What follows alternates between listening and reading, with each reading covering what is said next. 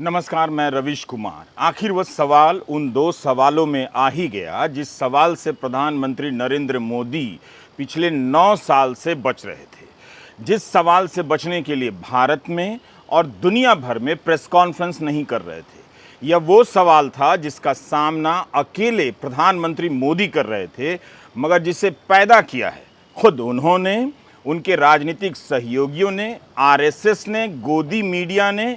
इन सभी के समर्थन से बेलगाम हो चुके धर्म गुरुओं ने, जो जंतर मंतर से लेकर हरिद्वार तक मुसलमानों के नरसंहार के नारे लगा रहे थे, जो किसी को गौ रक्षा के नाम पर घेर कर मार दे रहे थे और पुलिस कार्रवाई ना करे इसलिए महापंचायतें कर रहे थे।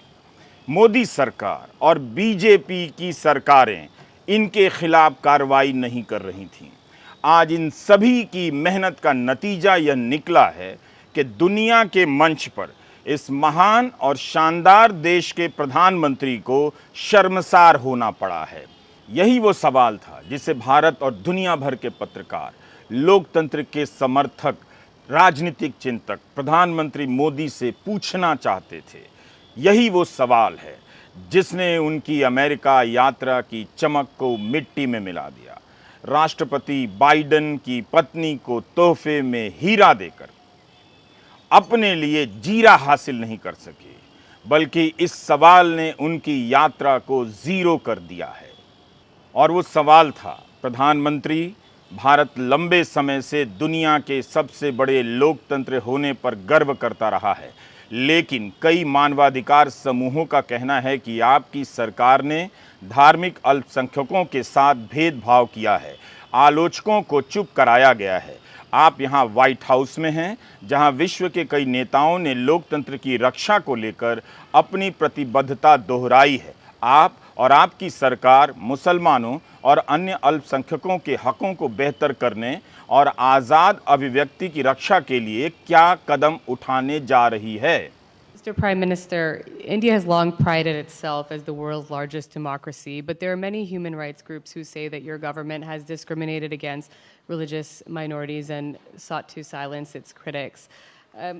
As you stand here in the east room of the White House, where so many world leaders have made commitments to protecting democracy, what steps are you and your government willing to take to improve the rights of Muslims and other minorities in your country and to uphold free speech?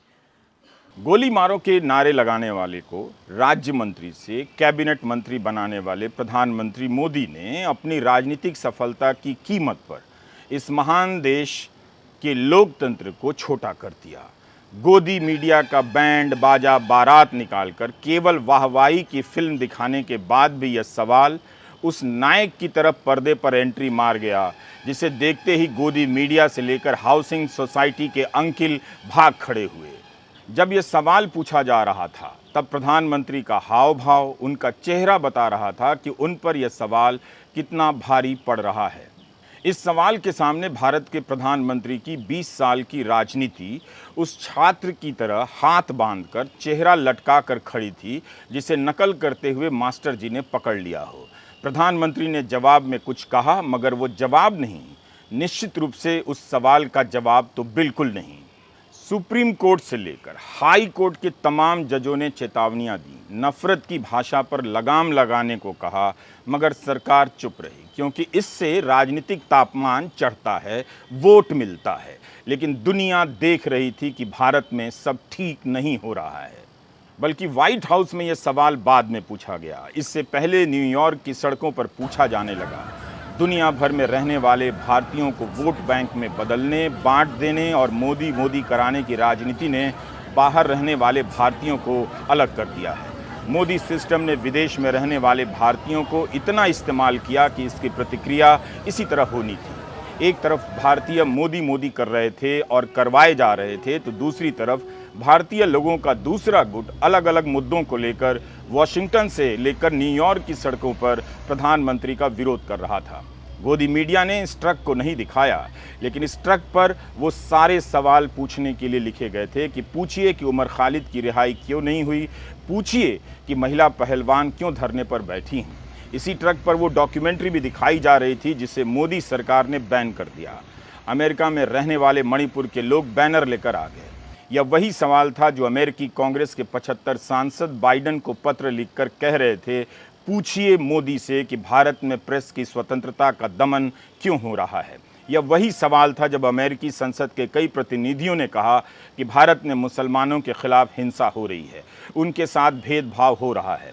यह वही सवाल था जब BBC की documentary बंद कर दी गई, BBC के दफ्तर में छापे मारे गए, तब भी पूछा गया और इस डॉक्यूमेंट्री को दिखाकर अब लोगों ने दुनिया भर में विरोध जताना शुरू कर दिया है। प्रधानमंत्री नरेंद्र मोदी से पूछा गया यह सवाल कई सवालों का एक सवाल था। आलोचकों को जेल भेजना, कई महीनों तक जेल में रखना, जमानत नहीं मिलना, अवैध रूप से रासुका नेशनल सिक्योरिटी एक्ट लगा देना, यह सब हो तो रहा था और लोगों को लग रहा था कि बिना जमानत के फर्जी केस में महीनों जेल में रखा जा रहा है। तब गोदी मीडिया, बीजेपी, आईटी सेल इन लोगों को एंटी नेशनल कह रहा था। आप असम में अखिल गोगोई और यूपी के डॉक्टर कफील खान का केस याद कर लीजिए, उमर खालिद का केस याद कर लीजिए, भीमा कोरेगांव का केस देख लीजिए। इन हरकतों से भले ही प्रधानमंत्री मोदी का वोट बैंक उत्साहित हो रहा था, मगर उसने इस उत्साह में भारत की साख दांव पर लगा दी है। हम एक बार फिर से अमेरिकी पत्रकार के सवाल को दोहराते हैं, जिसे कोई भारतीय पत्रकार पूछ लेता वहां पर तो वहीं पर उसकी नौकरी चली जाती। इस सवाल ने मोदी मोदी के नारे लगाने वाले गोदी मीडिया के एंकरों को भी एक्सपोज कर दिया है, उनका पर्दाफाश कर दिया है कि वो ये सवाल मोदी से नहीं पूछ सके। और वो सवाल था, प्रधानमंत्री, भारत लंबे समय से दुनिया के सबसे बड़े लोकतंत्र होने पर गर्व करता रहा है, लेकिन कई मानवाधिकार समूहों का कहना है कि आपकी सरकार ने धार्मिक अल्पसंख्यकों के साथ भेदभाव किया है, आलोचकों को चुप कराया गया है। आप यहाँ व्हाइट हाउस में हैं, जहाँ विश्व के कई नेताओं ने लोकतंत्र की रक्षा को लेकर अपनी प्रतिबद्धता दोहराई है। आप और आपकी सरकार मुसलमानों और अन्य अल्पसंख्यकों के हकों को बेहतर करने और आज़ाद अभिव्यक्ति की रक्षा के लिए क्या कदम उठाने जा रही है? ये सवाल वॉल स्ट्रीट जर्नल की पत्रकार सबरीना सिद्दीकी ने पूछा। भारत में मोदी समर्थक और आईटी सेल के लोग आरोप लगा रहे हैं कि जानबूझकर पूछा गया सवाल है, मोटिवेटेड है, ये बौखला गए हैं। इन्हें पता होना चाहिए कि यात्रा शुरू होने से पहले प्रधानमंत्री नरेंद्र मोदी ने वॉल स्ट्रीट जर्नल को ही इंटरव्यू दिया था, तब भी वॉल स्ट्रीट जर्नल ने यही सवाल पूछा था। सवाल यह था कि मोदी के विरोधियों और मानवाधिकार कार्यकर्ता आरोप लगाते हैं कि मोदी की हिंदू राष्ट्रवादी पार्टी धार्मिक आधार पर ध्रुवीकरण की राजनीति करती है और लोकतंत्र को कमजोर कर रही है, प्रेस को दबाया जा रहा है। हमने आपको 21 जून के वीडियो में इस सवाल के बारे में बताया था कि कैसे इस सवाल में प्रश्नवाचक चिन्ह तक नहीं था। इंटरव्यू करने 3 रिपोर्टर गए थे, किसने पूछा पता नहीं चला। उस अखबार को भी प्रधानमंत्री ने वही जवाब दिया था जो व्हाइट हाउस में दिया और जो नेहरू के समय से दिया जा रहा है। हजारों साल से भारत एक ऐसी भूमि रहा है जहां सभी आस्थाओं को मानने वाले लोग आज़ादी, शांति और समृद्धि के साथ रहते आए हैं। आप पाएंगे कि दुनिया के सभी धर्मों के लोग भारत में रहते हैं। क्या ये कोई जवाब है? पूछा जा रहा है कि प्रेस को दबाया जा रहा है, तो जवाब दे रहे हैं हजारों साल से सभी आस्था के लोग भारत में रह रहे हैं। ये क्या जवाब है? कम से कम प्रधानमंत्री नरेंद्र मोदी कह सकते थे कि ऐसी घटनाएं हुई हैं, मगर जब भी हुई हैं हमारी सरकार ने कदम उठाए हैं।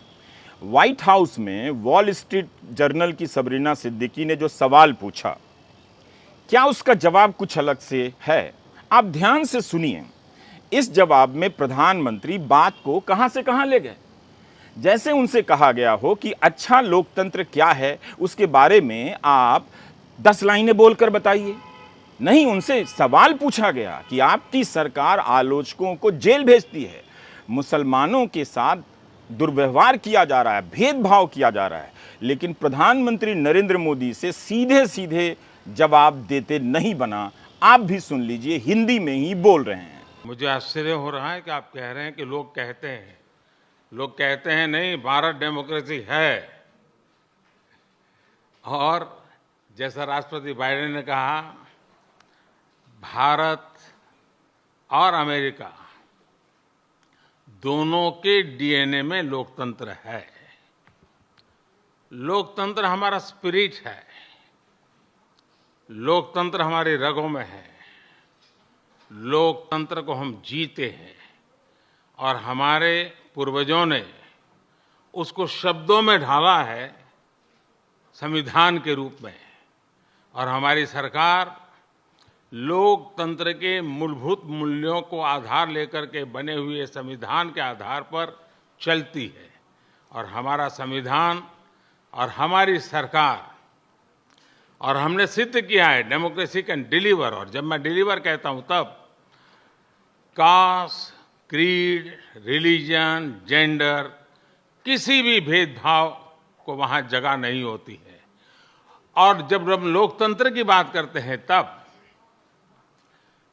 अगर ह्यूमन वैल्यूज नहीं है, ह्यूमैनिटी नहीं है, ह्यूमन राइट्स नहीं है, फिर तो वो डेमोक्रेसी है ही नहीं। और इसलिए जब आप डेमोक्रेसी कहते हैं, जब डेमोक्रेसी को स्वीकार करते हैं और जब हम डेमोक्रेसी को लेकर के जीते हैं, तब डिस्क्रिमिनेशन का कोई सवाल ही नहीं उठता है। और इसलिए भारत सबका साथ, सबका विकास, सबका विश्वास, सबका प्रयास, उन मूलभूत सिद्धांतों को लेकर के, और इसलिए हम चलते हैं। भारत में सरकार के जो बेनिफिट्स हैं वो एक्सेस टू ऑल है, जो भी उसके हकदार हैं उन सबको मिलते हैं। इसलिए भारत के लोकतांत्रिक मूल्यों में कोई भेदभाव नहीं है, न धर्म के आधार पर, न जाति के आधार पर, न उम्र के आधार पर, न भूभाग के आधार पर। सबका साथ, सबका विश्वास। क्या जमीन पर जो हो रहा है वह सच नहीं है? दिन भर गोदी मीडिया में एंटी मुस्लिम डिबेट चलता है, क्या वो सच नहीं है? हेट स्पीच को लेकर सुप्रीम कोर्ट सरकारों को नपुंसक तक कह चुका है, क्या वो सच नहीं है? प्रधानमंत्री ने सवाल का जवाब नहीं दिया, लोकतंत्र और संविधान का उद्देश्य बताने लग गए। ये थोड़ी ना पूछा गया था। दरअसल उनके पास इस सवाल के जवाब ही नहीं हैं। अमेरिका में भी नहीं है और यहां भारत में भी नहीं है। व्हाइट हाउस में संवाददाताओं ने यह नहीं कहा कि आपके देश में भेदभाव होता है या नहीं, बल्कि कह दिया होता है, बताइए कि आप क्या करने वाले हैं। लेकिन अफसोस प्रधानमंत्री जवाब नहीं दे सके। मूल सवाल था कि आप और आपकी सरकार मुसलमानों और अन्य अल्पसंख्यकों के हकों को बेहतर करने और आज़ाद अभिव्यक्ति की रक्षा के लिए क्या कदम उठाने जा रही है। और मूल जवाब यह निकलता है कि भारत के लोकतांत्रिक मूल्यों में कोई भेदभाव नहीं है, ना धर्म के आधार पर, ना जाति के आधार पर, ना उम्र के आधार पर, ना भूभाग के आधार पर। इस बात का भी मजाक उड़ाया जा रहा था कि 80 साल के बाइडेन बिना टेलीप्रॉम्प्टर के प्रेस कॉन्फ्रेंस में खड़े हैं और केवल प्रधानमंत्री नरेंद्र मोदी के लिए टेलीप्रॉम्प्टर लगाया गया था, जबकि वे हिंदी में जवाब दे रहे थे। वैसे उनकी अंग्रेजी भी बहुत अच्छी है। कांग्रेस प्रवक्ता पवन खेड़ा ने क्या कहा? ये कहा कि प्रधानमंत्री का जवाब बहुत ही औसत है, अंग्रेजी में मीडियोकर शब्द का इस्तेमाल किया। पवन खेड़ा ने कहा कि प्रधानमंत्री के इस औसत जवाब को स्वीकार नहीं किया जा सकता, इस मीडियोक्रिटी को स्वीकार नहीं किया जा सकता। अभी उत्तराखंड में क्या हुआ आपने नहीं देखा? देखा तो बीजेपी के मुख्यमंत्री लव जिहाद से लेकर लैंड जिहाद के नाम पर क्या कर रहे हैं आप देख रहे हैं, रोज देख रहे हैं और फ्रंट पेज पर ये सारी बातें छप रही हैं। आपको याद है ना बुलडोजर बाबा, वो क्या था? अब याद कर लीजिए इस संदर्भ में किस कानून में लिखा है, भारतीय दंड संहिता के किस प्रावधान में है कि अदालत की सजा से पहले अपराधी का पूरा घर गिरा दिया जाएगा। किस कानून में एक अपराधी के दोषी पाए जाने पर उसके पूरे घर को गिरा देने का प्रावधान है। जब एंटी मुस्लिम नारों के बीच मुसलमानों के घर गिराए जा रहे थे, तब लोग बुलडोजर बाबा कहकर नाच रहे थे कि नहीं नाच रहे थे? नोएडा से लेकर न्यू जर्सी तक नाच रहे थे, बिल्कुल नाच रहे थे। अमेरिका के न्यू जर्सी में पिछले साल 15 अगस्त को एक शोभा यात्रा निकाली गई। उस शोभा यात्रा में बुलडोजर लेकर निकल गए ये भारतीय लोग जो वहां रहते हैं। उस पर मोदी और योगी की तस्वीर लगाकर घुमा रहे थे। भारत के किसी कानून में बुलडोजर से घर गिराने का प्रावधान नहीं है, फिर भी बाबा को बुलडोजर कहा गया। 15 अगस्त 2022 की शोभा यात्रा में जो लोग गए थे, क्या उन्हें पता नहीं कि वे उस अमेरिका में रहते हैं जहां यह कभी संभव नहीं है कि किसी का घर गिरा दिया जाए, बस इसलिए कि वो मुसलमान है। अमेरिका में रहने वाले भारतीय यह बात जानते हैं, फिर भी एंटी मुस्लिम नफरत के नशे में सनक गए हैं। वे भूल गए कि दुनिया इन बातों से हंस भी सकती है कि बुलडोजर लेकर निकले हैं आज़ादी का जश्न मनाने।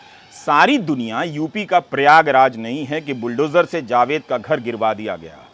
दुनिया मध्य प्रदेश का खरगोन भी नहीं है कि गरीब मुसलमानों के घरों पर अतिक्रमण के नाम पर बुलडोजर चलवा दिया गया। इन लोगों ने भारत का नाम खराब कर दिया। अमेरिका में इसका बहुत विरोध हुआ। एडिसन और न्यू जर्सी के मेयर ने इसकी निंदा की, करनी पड़ गई। एडिसन के मेयर समीप जोशी ने कहा कि बुलडोजर विभाजन का प्रतीक है और इसे स्वीकार नहीं किया जा सकता। एडिसन टाउनशिप में इसकी कोई जगह नहीं है। इंडियन बिजनेस एसोसिएशन को इसके लिए माफ़ी मांगनी पड़ेगी। इंडियन बिजनेस एसोसिएशन ने इस शोभा यात्रा का आयोजन किया था। तो यह सब हो तो रहा था, मगर प्रधानमंत्री मोदी और गोदी मीडिया को लग रहा था कि 20 साल से इस राजनीति ने उन्हें मुख्यमंत्री से प्रधानमंत्री बना दिया। यह फॉर्मूला सफल है, इसी पर चलते रहो, तो इससे पीछे क्यों हटना। लेकिन आज उनकी इस राजनीति ने उन्हें भी और पूरे देश को शर्मिंदा किया है। यह पहला मौका नहीं है। आपको याद दिलाना चाहता हूं, पिछले साल जून का ही महीना था। टीवी के डिबेट में भाजपा की प्रवक्ता नुपुर शर्मा के एक बयान पर अरब देश नाराज हो गए। कतर, कुवैत, ईरान जैसे देश भारत के राजदूतों को बुलाकर अपनी नाराजगी का नोटिस थमाने लगे और माफी मांगने की बात करने लग गए। उनकी नाराजगी का यह असर हुआ कि चंद घंटे के भीतर बीजेपी को अपने 2 प्रवक्ताओं नुपुर शर्मा और नवीन कुमार जिंदल के खिलाफ कार्रवाई करनी पड़ गई। एक प्रवक्ता को पार्टी से निकाल दिया तो दूसरे को 6 साल के लिए निलंबित किया। हिंदी के कुछ अखबारों की हेडलाइन बता रही है कि कहां यह खबर कैसे मैनेज की गई, कहां यह खबर छापी गई। लेकिन अरब देशों की नाराजगी के कारण बीजेपी ने अपने प्रवक्ता को हटाया तो सही, तब भारत ने अमेरिका और यूरोप तक को झिड़क दिया था कि आंतरिक मामले में दखल ना दें। बीजेपी ने एक पत्र जारी कर कहा कि भारत सभी धर्मों का सम्मान करता है, जिसका अंग्रेजी के अखबार टेलीग्राफ ने इस तरह अपनी हेडलाइन में छापा ताकि लगे कि चोरी पकड़ी गई, मगर बीजेपी नजर नहीं मिला पा रही। आज भी गोदी मीडिया और खासकर सुदर्शन टीवी के तेवरों में कोई कमी नहीं है, जबकि इसके एक कार्यक्रम को लेकर सूचना प्रसारण मंत्रालय को अदालत में कहना पड़ा कि चैनल ने प्रोग्राम कोड का पालन नहीं किया, उसके नियमों की परवाह नहीं की। श्याम दीवान जैसे दिग्गज वकील सुदर्शन का केस लड़ रहे थे। जब उन्होंने एक सुनवाई के दौरान जवाब देने के लिए कुछ समय मांगा, तब न्यायमूर्ति चंद्रचूड़ ने उस वक्त एक बात कही थी। कहा कि आपका मुवक्किल राष्ट्र के प्रति असंतोष पैदा कर रहा है और यह स्वीकार नहीं कर रहा है कि भारत विविध संस्कृति का एक महत्वपूर्ण बिंदु है। आपके मुवक्किल को सावधानी के साथ अपनी स्वतंत्रता का प्रयोग करने की आवश्यकता है।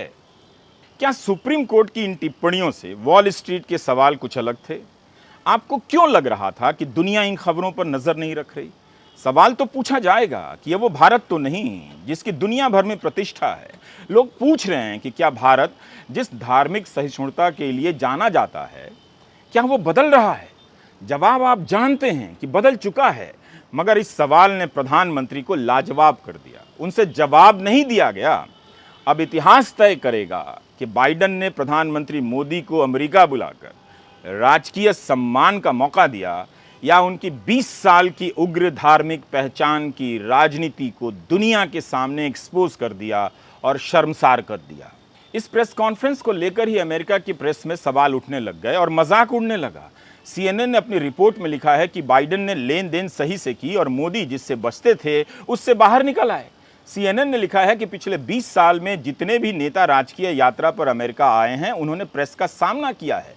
यह सब आपसी सहमति से ही तय होता है। लेकिन व्हाइट हाउस ने जब प्रेस कॉन्फ्रेंस के लिए जोर दिया तो शुरू में भारतीय अधिकारी मना करने लग गए। CNN ने सूत्रों के हवाले से यह खबर लिखा है कि यह वो सवाल था जो मोदी को पसंद नहीं, जिन्होंने भारत में कभी प्रेस कॉन्फ्रेंस नहीं की। भारत के अधिकारी इसी पर जोर दे रहे थे कि केवल साझा बयान हो मगर सवाल ना पूछे जाएं।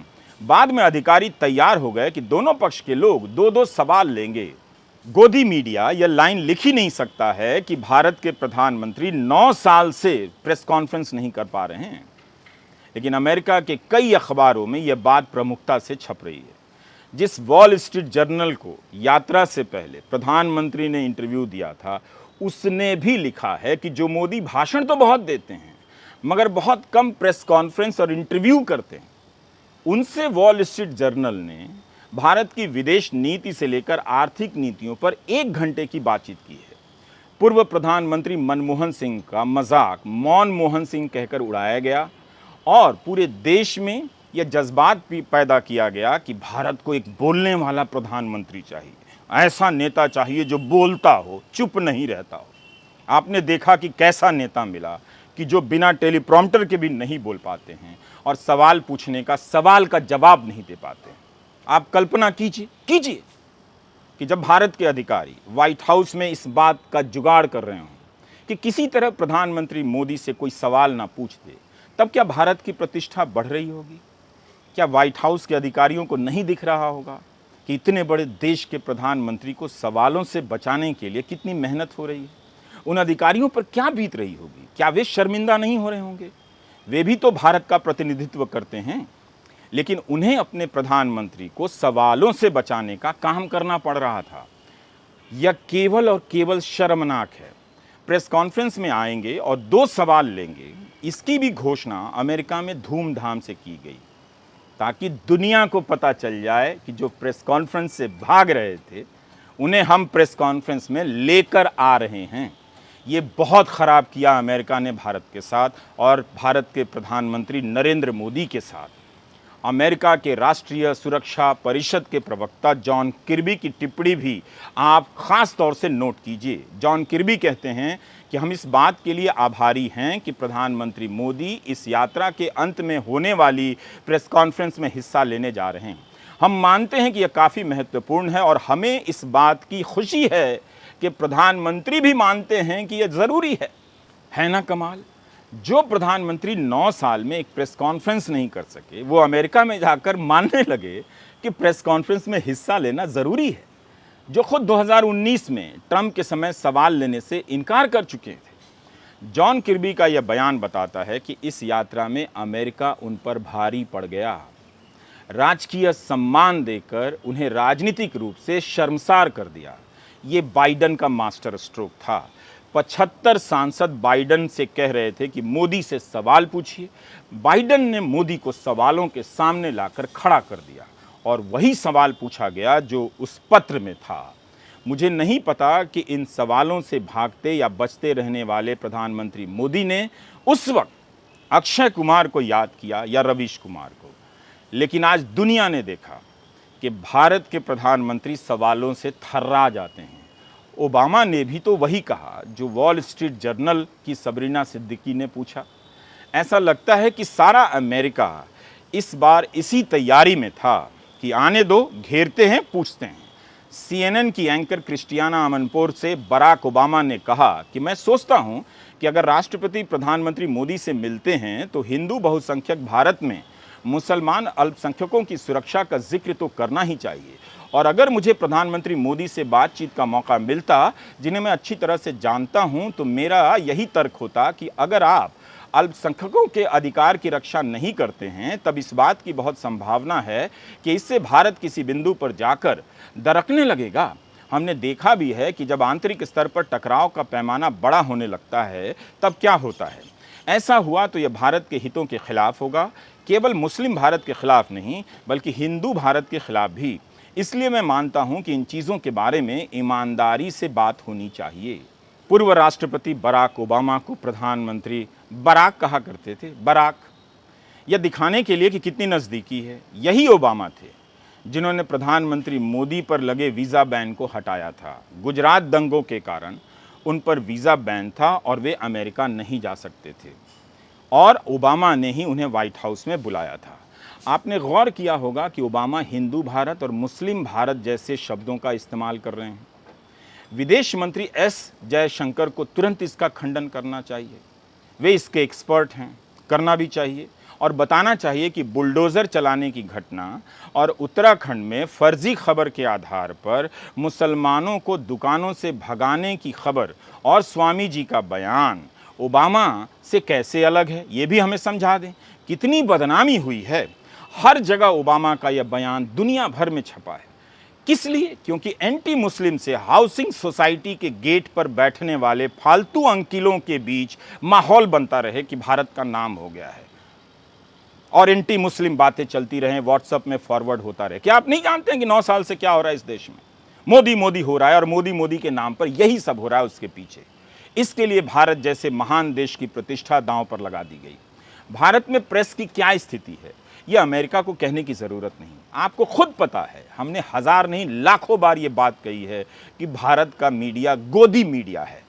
यही नहीं, कम्युनिटी टू प्रोटेक्ट जर्नलिस्ट ने वॉशिंगटन पोस्ट अखबार में पूरे पन्ने का विज्ञापन ही दे दिया। इस पर लिखा है कि भारत में प्रेस का दमन हो रहा है। गिरफ्तार किए गए पत्रकारों की तस्वीरें हैं, गौतम नवलखा की तस्वीर है। दुनिया हैरान है कि भारत जैसे देश में गोदी मीडिया हो सकता है और सवाल पूछने वालों को जेल भेजने से लेकर नौकरी से निकाला जा सकता है। यह विज्ञापन कहीं से भी अमेरिका में भारत का परचम नहीं लहराता है। भारत को आदर की निगाह से देखने वाले लोग भारत को लेकर बहुत चिंतित हैं। ये उनकी चिंता का प्रश्न है। इसके लिए राहुल गांधी जिम्मेदार नहीं है कि उन्होंने विदेश में जाकर ये बात कह दी। दूसरे देश के लोगों को पता है कि भारत में क्या हो रहा है। यात्रा से पहले अगर आपने दी इकोनॉमिस्ट के 2 अंकों को देखा होता, मिलाकर देखा होता, तो आप समझ जाते कि 9 साल में प्रधानमंत्री मोदी खुद को कहां से कहां ले आए हैं और भारत की छवि उनके कार्यकाल में कैसी बन गई है। जून 2017 के द इकोनॉमिस्ट के इस कवर को देखिए। मोदी शेर की सवारी कर रहे हैं। इस फोटो के नीचे एक लाइन लिखी है, सुधार का भ्रम। जून 2023 के इस कवर को देखिए। बाइडन ने शेर को पालतू बना लिया है। फोटो के साथ लिखा है कि अमेरिका का नया बेस्ट फ्रेंड। शेर की सवारी करने वाले मोदी के शेर को अमेरिका ने अब पालतू बना लिया है और इससे भारत का नाम नहीं होता है। अंकिलों, अब आंखें खोलो।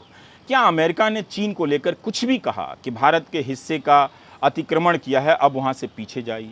बीजेपी के ही सांसद हैं सुब्रमण्यम स्वामी, उन्होंने ये बात उठाई है कि भारतीय क्षेत्र में चीन के अतिक्रमण को लेकर अमेरिका ने कुछ कहा ही नहीं।